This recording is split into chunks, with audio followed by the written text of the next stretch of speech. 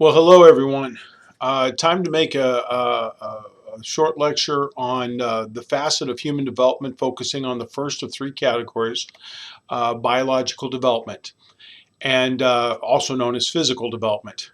To basically cover this, I can spend a great deal of time, but like I said, I try to keep these videos short. So what I would like to do is just cover physical development from the point of conception to the point of birth, and that way we won't be making I won't be making lecture videos that run on for 30 or 40 or 50 minutes and things like that. So let's go ahead and get started.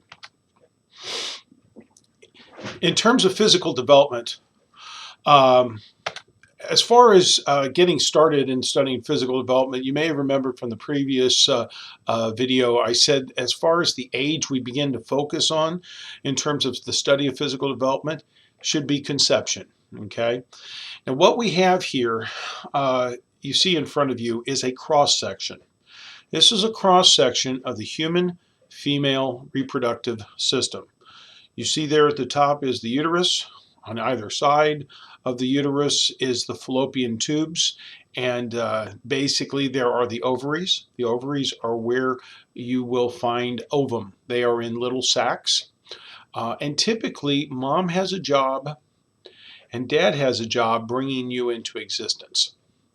Now mom's job is to typically release one of these little sacs, and the ovaries will basically rupture, and out comes what is an ovum. Some people have said it looks a little bit like an egg, though they say we're mammals and we don't come from eggs. Okay, that ovum will actually travel down through the fallopian tubes towards the uterus, and assuming nothing happens, assuming there's no fertilization that occurs, it will eventually just pass through the uterine cavity and be expelled out of the system. Okay, and typically there's one ovum per menstrual cycle. Okay, that's mom's job. Dad's job, all right, whoops, I'm sorry. Dad's job at the point of sexual climax is to release upwards of 20 million tadpole-like little creatures, 1/600th of an inch in length. We call them sperm, okay? And it only takes one sperm to fertilize that ovum, just one. And when that happens, that fertilized ovum becomes what we call a zygote. A zygote, in the strictest sense, is a one-celled organism. It's a single-celled organism. And we tend to remain a zygote for about 24 hours, about 1 day, at which point the zygote undergoes a process that we call mitosis. So you see the ovum, it gets fertilized, it becomes a zygote, and after about a day, it undergoes cellular division. That's what mitosis is, a cellular division. All right? And when that happens, okay, basically your fertilized ovum, having undergone mitosis, now becomes a blastocyte. A zygote is a single-celled organism. A blastocyte, as far as we need to worry about here in the simplest way, is a multicellular organism. Okay, so that's the difference between a zygote and a blastocyte. And assuming nothing else happens, okay, that fertilized ovum that becomes a blastocyte is going to travel through the fallopian tubes and eventually attach itself to the wall of the uterus. Okay, that trip, because fertilization typically occurs up in the fallopian tubes, that trip through the tube down to the uterine cavity, all right, and attaching itself to the wall, takes upwards of 2 weeks. 2 weeks to make that trip. And most moms don't even know they're expecting during this time, because this fertilized blastocyte, it's self-sufficient, it's self-sustaining, all right? This 2-week period, it's not on the slide, so pay attention, is referred to as the germinal phase, Germinal, the germinal phase, okay? And like I said, during this time, moms don't even know that they're expecting. All right. Sometimes, however, things change. And sometimes we end up with twins or triplets. You may even know a set of twins, all right? Or a set of triplets or something along that lines, what we would call multiple births. How do you get that? Well, there are what are called monozygotic twins. Think of that term zygote, a one-celled organism, okay? After fertilization, a zygote is what the ovum becomes.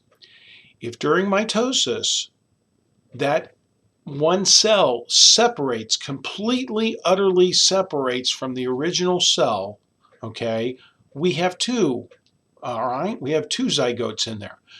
Since they started from one, we call it monozygotic twins, all right? Also known as identical twins. Monozygotic twins, twins that started from one zygote, will always be the same gender 100% of the time. They are the same gender. There's no doubt about it, okay?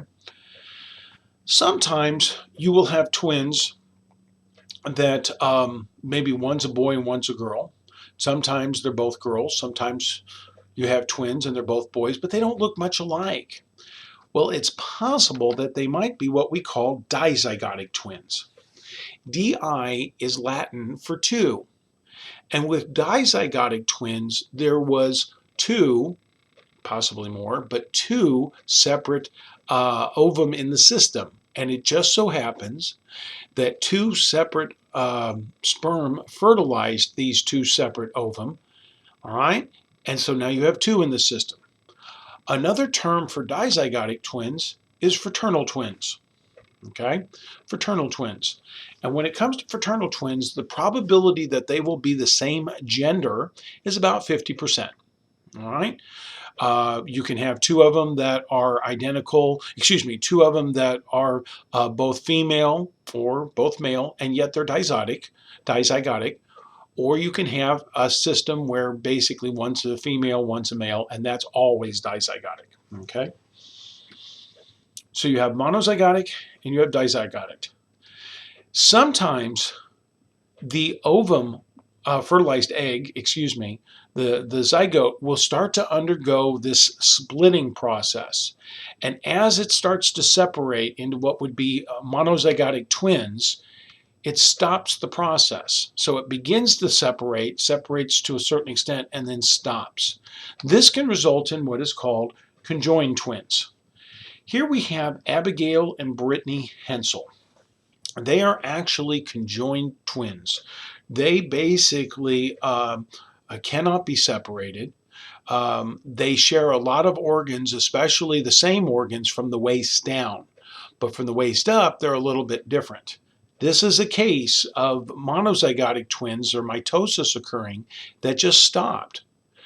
Now, I hate to say this, but the vast majority of times when this process occurs, usually it results in a spontaneous abortion and doesn't make it to term. But as you can see with Abigail and Brittany Hensel, they did. I'm going to post a video link on our site and for a 5-minute video that I might ask you to watch, all right? And if you do watch the video, may I have a question or two that you can answer about that as well. Be a good thing to have, all right?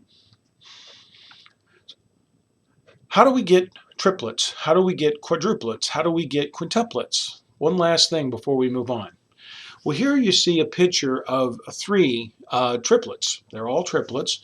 And what you've got here is that the 2 girls to the left are actually, I know this for a fact, are monozygotic twins. Okay? They are identical twins. Their brother to the right is obviously a fraternal twin because he's obviously male and the other 2 are females. You can have a set of triplets where all 3 are fraternal. All 3 are dizygotic. There were 3 separate ovum in the system. They all got fertilized. That is possible. You could have it where 2 of the triplets are identical, as we see here, and 1 is fraternal. All right? But you rarely, if ever, and I mean rarely, almost never will you see identical triplets or identical quadruplets. It cannot hold up to that. It's just not possible. All right. So the reason is that when you go through the process of separating, it's very hard on the egg. It's very, very hard on the system. And so it can't hold up to that very well. If you sat there and had mitosis going on and basically the zygote splitting off more and more, it would result in what's called spontaneous abortion. So there you have it on monozygotic twins, dizygotic twins, and conjoined twins. Very quickly here, here's a picture of Abigail and Brittany Hensel. Obviously, it's a computer-generated picture that shows some of the things that they share. If you want to take a look there are 3 lungs, there are 2 hearts, 2 gallbladders, 2 stomachs. But when you get far enough down, everything else is just 1. I don't expect you to memorize what organs they share and what organs they have separate. I just wanted to show that to you. Now, after 2 weeks have come and gone, and the germinal phase is over, from the 2nd week through the 8th week, we have what is called an embryo. And this is what we call the embryonic phase, okay? It is usually during this time, and sometimes afterwards, that moms find out that they're expecting. So a lot of what I'm about to tell you, sometimes they don't even know is going on yet, okay? So what are we talking about with an embryo during this time? What kind of development is occurring?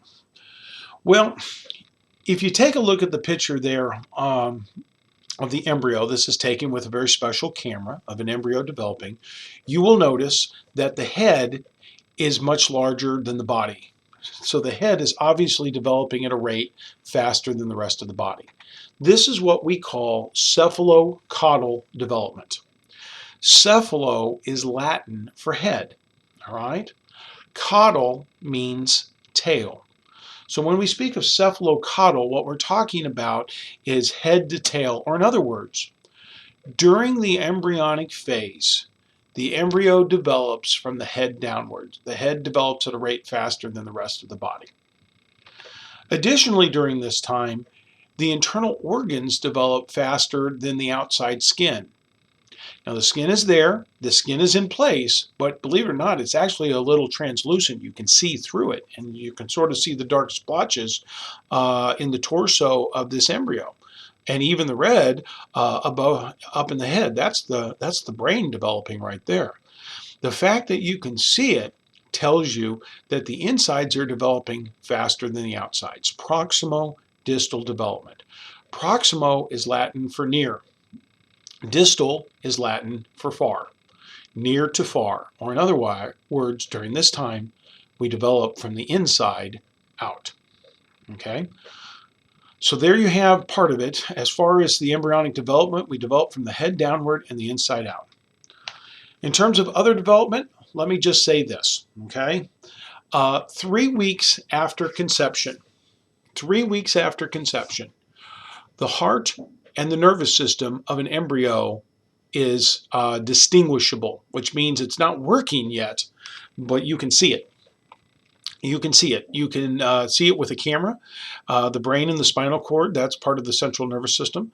And you can even see the heart. It's already in place.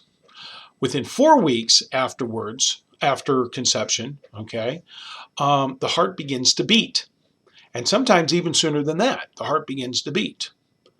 Additionally, during the 4th week, all right, 4 weeks after conception, arms and legs are distinguishable. They're not very well developed, but they are distinguishable. They are there. And eyes and ears are also distinguishable during this time. Okay? Eyes may look like a pencil dot on a piece of paper, but they are there. Ears may look like just a small pinch of clay wood, but they are there. So that's 4 weeks after conception. And 7 weeks after conception, external genitalia is distinguishable. Now we can't tell if an embryo is male or female at this time. Believe it or not, we are all born female. That's right, we are all born female. Okay, I won't get into a discussion of the Wolffian ducts and the Mullerin ducts that change some of us from female to male, but genitalia is distinguishable. So my point to you through all of this is very simple. During this time, from the 2nd to the 8th week, a lot of moms don't know they're expecting yet, okay? And yet still, arms, legs, eyes, ears, a heart, a nervous system, all right? The heart starts beating, and boy, does it beat fast. They're all going on. And if you're one of those types of moms, and I'm just going to be a little blunt and scientific here, that you occasionally, moms, I'm speaking to you, you miss a period once or twice a year. You don't think much about it. I'm going to also make a presumption that you're sexually active. And then the 2nd month after missing a period, you start to feel nausea, all right? And you haven't had a period yet. You might go to get checked, early pregnancy test, and find, congratulations, you're expecting. And a lot of times, if it's 10 weeks in or 12 weeks into your pregnancy, all of this has already occurred. I think that's rather fantastic, to be quite honest. Okay. The final phase, and I'm not going to say too much about it now, runs from the 8th week until birth, and we call this the period of fetal development. We no longer refer to the unborn as an embryo, we call it a fetus. And there is a tremendous amount of development going on during this time. There's no doubt about it. I'm not going to go through all of it right now, okay? I will say this. From the 8th week up until, through about the 7th month or through the 6th month, most of the focus of development is on internal organs. The weight and size of a fetus doesn't really start to develop until the last 3 months, months 7, 8, and 9. During the final 3 months, the weight of a fetus can double. The average weight of a fetus is 7.5 pounds. So they go from 3 3/4 pounds to 7.5 pounds in a very short amount of time and stuff like that. Okay? So basically, there's just tremendous amount of growth going on. And so it's worth noting at this point. Sorry about that. Okay.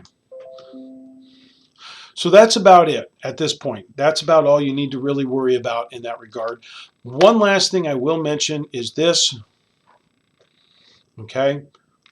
And that is the